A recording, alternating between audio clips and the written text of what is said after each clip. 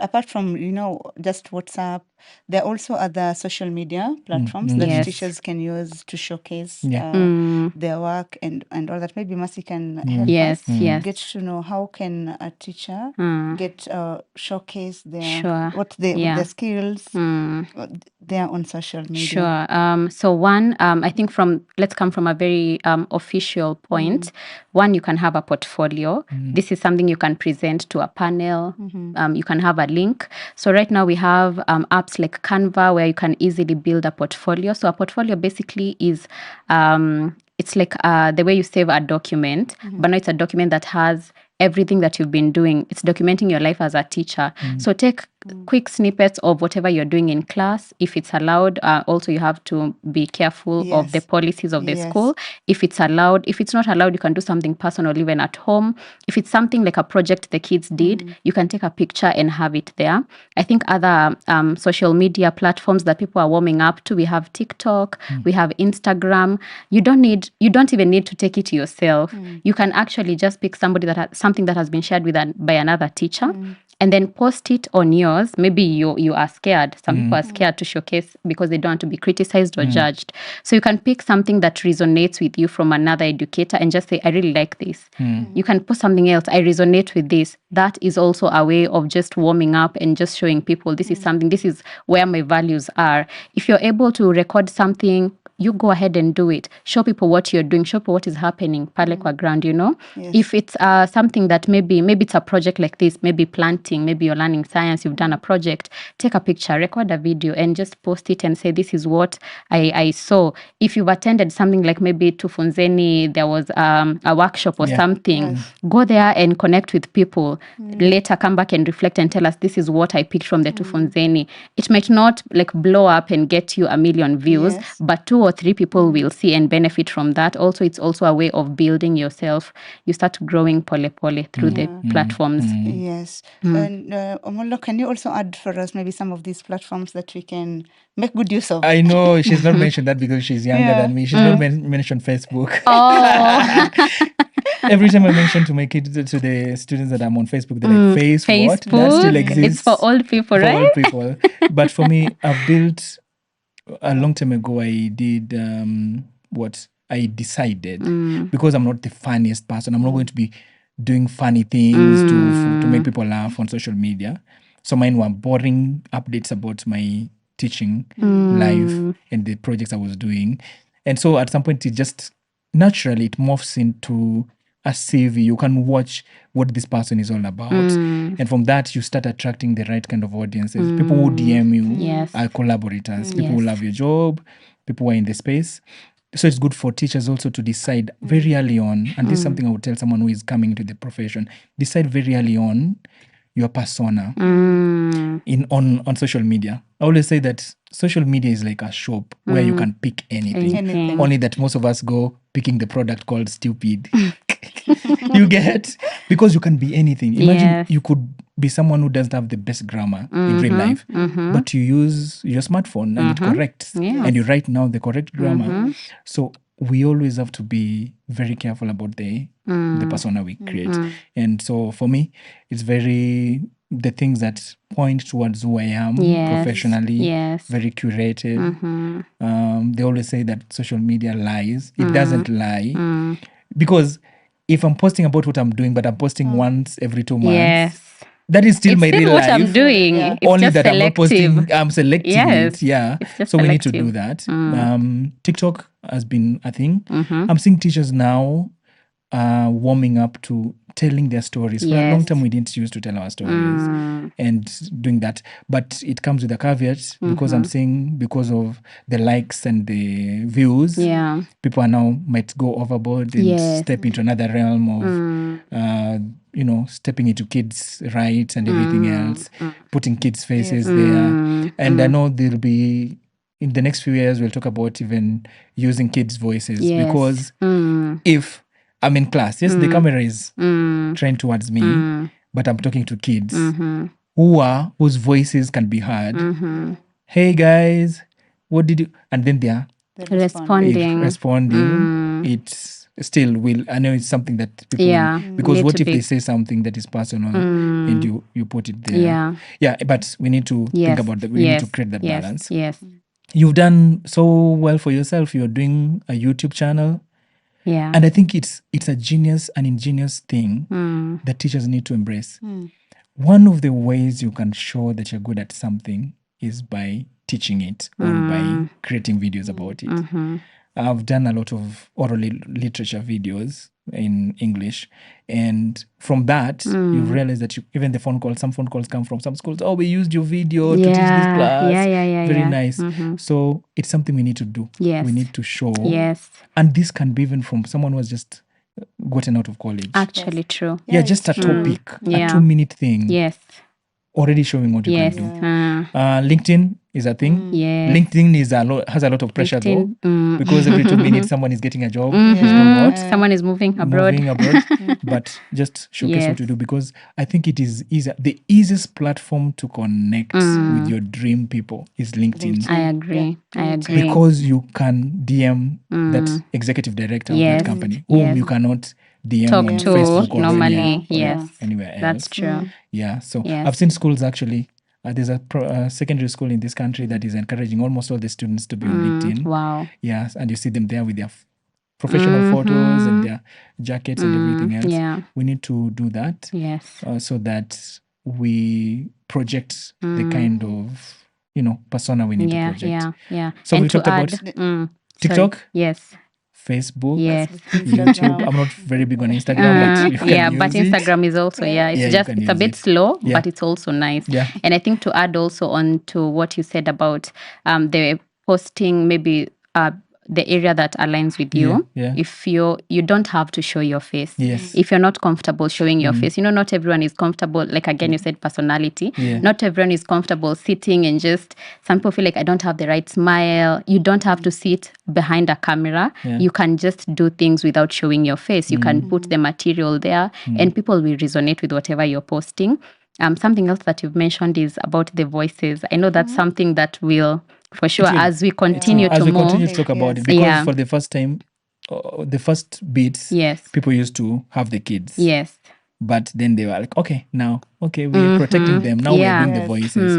Yeah, for sure. And when you're talking about you recording, your literature lessons and all that, I was just smiling because I'm imagining a situation whereby we have principals teaching maybe 1 or 2 subjects, a principal teaching English literature, and maybe goes on social media to look for good videos to deliver our content. And then they get into I know I've not told her this story. I've not told her this story. Okay. But this happened to me in real life.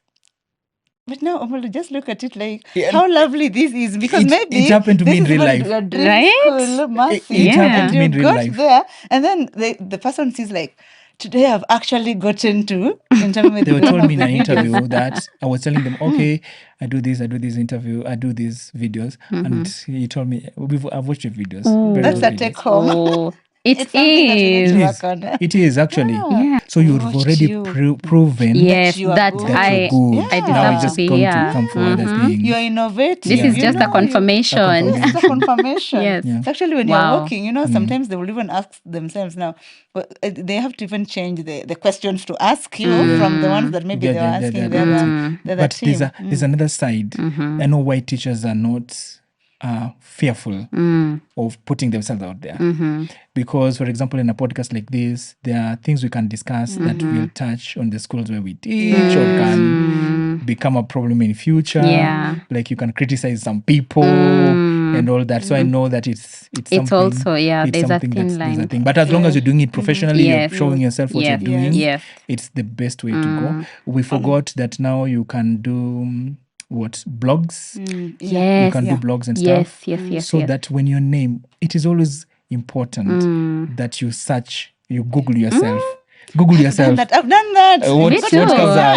What comes up, the first thing that what comes up is there is the Tufunzeni comes up. Wow. Yeah. So Yes. I'm always so proud because you feel like there is something positive that you are doing. Yeah. Because that's also something I wanted to add, because sometimes, yes, as educators we go into the social media space, but some of the things that we do in that social media space can also actually be some of the reasons that we are not thriving well Yes, in for the, sure. in the sector. Yeah. Because people search your name and maybe the things that comes are not things that align with the vision actually in the education setup. The things that somebody will not expect from an educator. Yes. So as much as we want to embrace this technology and these social media platforms, we also need to look at it. You see, now I am very proud. There was a day my students were telling me, year 11, I walked to class and they're like, Miss, I watched your podcast. And then, because they're on Snapchat, they already sent it to each other. So they watched it. And one thing that I loved about it is now they told me, can we take 10 minutes of your lesson so that we just tell you things to improve on Wow. in your I like that. I like that's that. connection. So they're telling me, when you're doing this podcast, Miss, I want you to assume it's us you're addressing. You see the way you're very confident when you're addressing us. So we want you to assume that you're addressing us so that you'll be bold. And you just listen to them and you laugh about it. Yeah. And it's bring a very good connection. So it was interesting to learn that they've searched to Yeah. And they told me, today, if you go check your site, you'll find that the viewers have Increased. in a way. And Wow. indeed, after that, I checked. Yeah. They did. Wow. Yeah, they Wow. did. So it's there's something nice. I also want to ask. I know we talked about beautiful things, put yourself out there, but do you think that teachers are under pressure to portray a certain Image. that now Miss Kihugi can't do some other things that Yeah. other ladies are doing? Yeah. Definitely. Do you think that Yes, that's the case? yes. There's definitely societal pressure. However, I feel like now our generation is more. There was this trend. I don't know if you guys got to see it. The one of like a teacher by day, and then there was just a different thing at night. Somebody's somewhere, just the most outrageous place you'd think about. So I think there's also that narrative where people are pushing people to be more of themselves. However, as much as you're yourself, it's good to like guard whatever it is that you have, because it can be misinterpreted. A parent will find you, let's say in a club somewhere in your local, and they'll start questioning, is this the person I'm trusting my child? I'm literally trusting my child to be in your hands. So there's also that pressure and that feeling of, I know sometimes teachers who want to like have fun, but they can't do that in their local area. They have to move away so that they can be themselves, and then there's no conflicts, Yeah, so I definitely feel like there's pressure. Yeah. To come to not to get into these pressures and all that, so that because the major thing here is it's something that is very big, and it's sometimes I don't even know how to put it using the best words.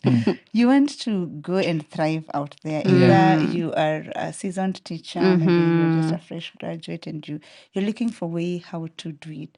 Can we just in just a few words get to know how best can someone package themselves? What is this packaging, rebranding yourself? Because we're all a brand by the end of the day.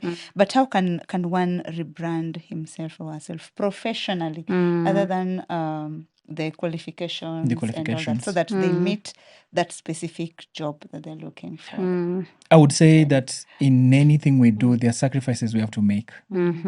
Yeah, a footballer has to sacrifice something diet-wise.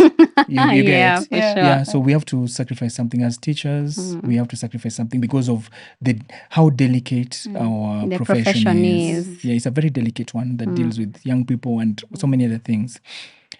We have to show that we can be trusted with these people. Yes. And packaging ourselves means that everything about us has to come together in a consistent way. What we say, what we do, and what we promise. And so we can use all those tools, starting from how they outlook, how we present ourselves. Because one thing I learned at some point, there's a way, one day I matched my shoes and my belt and something, and a kid came to ask me, Mwalimu, I didn't know that we should actually coordinate our belt and shoes. So when you're teaching them, those things you're teaching them, They're looking. there's more. Yes. Yeah, so that is why the way we dress also needs to be that. Yes. I teach them how to tie a tie. We do that sometimes during the lesson when somebody's tie is undone or something, because these things, there's a way. We are visual beings. There's a way that you have to look the part. So from the way, the outlook, to how we present ourselves out there, because before people are interested in us, they have to see something in us, even on social media. Yeah. So what we post, and now when we go to the professional side, we need to have our CVs that are always customized. Yes. Not generic ones that you send everywhere. 100 CVs sent. Yeah. And now also we need that portfolio needs to be there. Tell your Yes. story. Don't be Yes. shy. Tell your Yes. story. Shout. But the world really rewards those who shout about what they do. Yeah. The humble people. I always say this: recruiters don't recruit the best teachers. They recruit the best from the teachers who show up for that interview. Yes, for that interview. Yes. It's true. So that job you got, someone else would have gotten it, but they were not there. They didn't show up. They They didn't show up for that interview. Yeah, for So sure. we have to show up. Also something, I know Mercy will have many other ideas, but let me just put this one out. You have to be good at networking. Events where teachers are. Yeah. Because Be there. it is very difficult to find a principal to walk into a school and get to meet a principal. Yeah. But what if the principal is attending a function that you're attending? You can get their number very easily. At that point, people are in the same space. Yeah, you can meet anyone. Yeah. So these networks are not just a principal, even a teacher, just teachers. Yeah. Create those networks. People will start seeing what you're doing. Yes. And then tell them what your vision is and what your ambition is. Yes. If you want to teach at an international school and you're in the village, Yes. meet these people and tell them, I would really love to teach an international school. That alone, when an opportunity comes up, they'll remember, They have you in mind. They have you in mind. Yes. But lastly, about networking, I think we do it wrong because I've seen this a lot. You go to a function, you get somebody's number, and the next day, you're calling them every 2 minutes. Hey, nataka job. What I've learned over the years is that the connection that will give you a job now, in 10 years, is the one you're creating now. Yes. So you have to build the relationship. So I think Mercy has an Okay. idea. Yeah. Just I think to add on, maybe before I forget, let me just so I think the branding also comes with working on yourself, like we said. So you have to build on your skills. So those small short courses that you see online, even if they're asking for like a small fee or a small payment, if it aligns with the line and your vision and whatever it is that you're passionate about, subscribe to those courses, do those courses, have them. You see the way you're saying that you need to talk about it and you need to shout about them on LinkedIn. You do something very small, just a small achievement, shout about it on LinkedIn. That's how people see you're working on yourself, you're developing yourself. Nobody wants somebody who, since they were hired, they've not added anything to their CV. Their CV is the same way ever since. You don't have to like do a master's or a PhD, but those short courses really build up on whatever you're building. I think that's the one I want to add. There was something else, but I think as we move on, I'll remember. There's something we had talked about earlier. Volunteering. Oh, Could you yes, say yes, something? yes, for Especially sure. for young teachers who are just getting into the profession. Yes. So this is also coming from a very personal point because that's how I ended up where I am. So when you see those opportunities to volunteer, especially if it's a line that you do not know so much about, but you'd want to, let's give an example, the international space, right? You do not know much about it, but you want to work there and you want to be there. If you see spaces where you can volunteer and be an intern there, as long as you can be there and be productive, it's really nice because one, you get to familiarize with the environment, you get to know the kids or whatever it is that is happening and the culture as well, which is really important. No one will pay you to go and learn about the culture. And they are now wondering, this person does not even know about our culture. Why are we paying them? They're not even being productive. But take it as this. From the point where you're being an intern and you're working and no one is paying you, these people are happy to have you. But you're also happy to learn. You learn the culture, you learn the do's and the don'ts of this institution.